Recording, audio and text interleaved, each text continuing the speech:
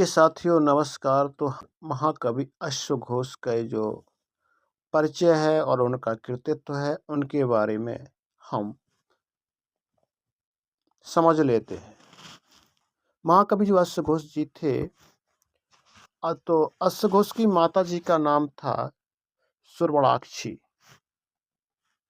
ये साकेत अर्थात अयोध्या के, मतलब साकेत, अयोध्या का पुराना नाम साकेत था। क्या था? साकेत। ये अयोध्या के या साकेत के निवासी थे और ये बौद्ध भिक्षु तथा आचार्य थे। कौन? महाकवि अश्वघोष कौन थे? तो ये बौद्ध भिक्षु थे और इनके आचार्य भी थे। इन्हें भदंत महाकवि और महावादी कहा जाता था। इन्हें क्या कहा जाता था? भदंत महाकवि और महावादी कहा जाता था। ये सम्राट कनिष्क के संपर्क में आए और पेशावर में, यानी कि पुरुषपुर में, जिनका नाम पुरुषपुर था, पेशावर में निवास करने लगे। इनके पिता का नाम कहीं नहीं मिलता। पिता तो होंगे ही, लेकिन इनका उल्लेख नहीं मिलता। अनुमान लगाया गया है कि ये ब्राह्मण क्षत्रिय परिवारों में मातसत्ता का प्रचलन था। उस टाइम पे अश्वघोष के टाइम पर मातसत्ता चलती थी, इसलिए माता का नाम पहले लिया जाता था। अश्वघोष का जो अश्वघोष थे, माता को बहुत स्नेह करते थे, इसलिए ये अपने आप को सुवर्णाक्षी पुत्र कहलाना पसंद करते थे। क्या कहते थे? कि हम सुवर्णाक्षी के पुत्र हैं। इसलिए इन्हें पिता का नाम नहीं लिया, इसलिए पिता का उल्लेख नहीं मिलता। ये संस्कृत के अन्य कवियों के समान आत्म प्रकाशन से दूर रहे। अश्वघोष को सभी ब्राह्मणों ने ब्राह्मण ही स्वीकार किया। बौद्ध भिक्षु बनने से पहले ये ब्राह्मण थे और शैव मत अनुयायी थे, मतलब शैव के मतों के अनुयायी थे। इन्होंने अपनी रचनाओं में अनेक स्थानों पर अपने ब्राह्मण होने का परिचय दिया। किसने? अश्वघोष ने। तो अश्वघोष द्वारा रचित राष्ट्रपाल चरित्र, कौन सा? राष्ट्रपाल चरित्र। जब राष्ट्रपाल चरित्र का चीनी भाषा में अनुवाद हुआ, तब ज्ञात हुआ कि ये सामान्य व्यक्ति के वस्त्र पहनकर किसी वाद्य यंत्र का प्रयोग करते थे। सामान्य व्यक्ति जैसे वस्त्र पहनते थे और ये वाद्य यंत्र बजाते थे, और नास्तिकों को बौद्ध धर्म की दीक्षा भी देते थे। जो नास्तिक थे, जो भगवान को नहीं मानते थे, उन्हें ये बौद्ध धर्म की दीक्षा देते थे। इस कार्य में तर्क का पर्याप्त प्रयोग करते थे। बौद्ध धर्म के ग्रंथों के अतिरिक्त इन्होंने वेद, उपनिषद, रामायण, महाभारत आदि ग्रंथों का अध्ययन किया। तो इन्होंने कौन कौन से ग्रंथों का अध्ययन किया? वेद, पुराण, उपनिषद, रामायण, महाभारत। वेद, उपनिषद, रामायण, महाभारत आदि ग्रंथों का अध्ययन किया। इनके सुंदरानंद महाकाव्य पर जो भगवद गीता है, उसका बहुत प्रभाव है। तो इनका लिखा हुआ जो सुंदरानंद महाकाव्य है, भगवद गीता से संबंधित जो भी, बहुत प्रभाव है। अश्वघोष बौद्ध धर्म में दीक्षित करने वाले स्थविर पार्श्व उनके शिष्य पूर्ण यश थे। इन्होंने ग्रंथ में ऐसा अनुमान किया जाता है कि वह अवस्था में ये विलासपूर्ण जीवन व्यतीत करते थे। तो इनके ग्रंथों में ऐसा कहा जाता है कि जो जब युवा थे, तो ये भोग विलास का जीवन, यानी विलासपूर्ण जीवन व्यतीत किया करते थे। अश्वघोष के गुरु की प्रशंसा करनी पड़ेगी, क्योंकि उन्होंने एक विद्वान के विलासपूर्ण जीवन को वैराग्य में परिवर्तित कर दिया। क्योंकि अश्वघोष के जो गुरु थे, वो वास्तविक प्रशंसा के कारक थे।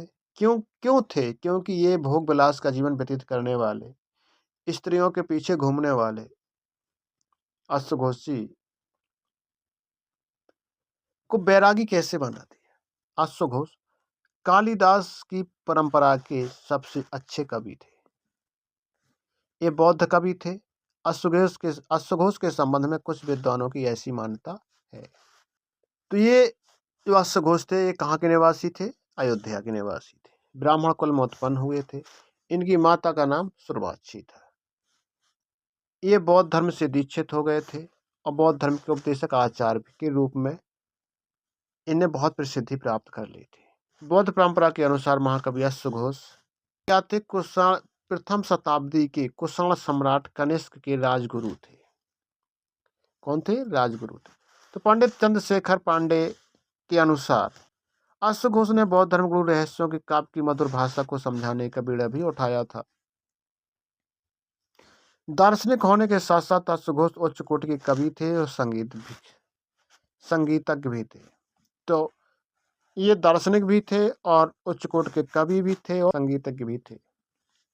अश्वघोष और कालिदास की शैली प्राय आपस में मिलती जुलती है। इनकी हिस्ट्री, विद्वानों में आपसी मतभेद के कारण क्या हुआ कि अश्वघोष और कालिदास में से कौन पहले हुए, इस पर आज भी विवाद है और विवाद खत्म भी नहीं हुआ कि कालिदास पहले आए कि अश्वघोष पहले आए।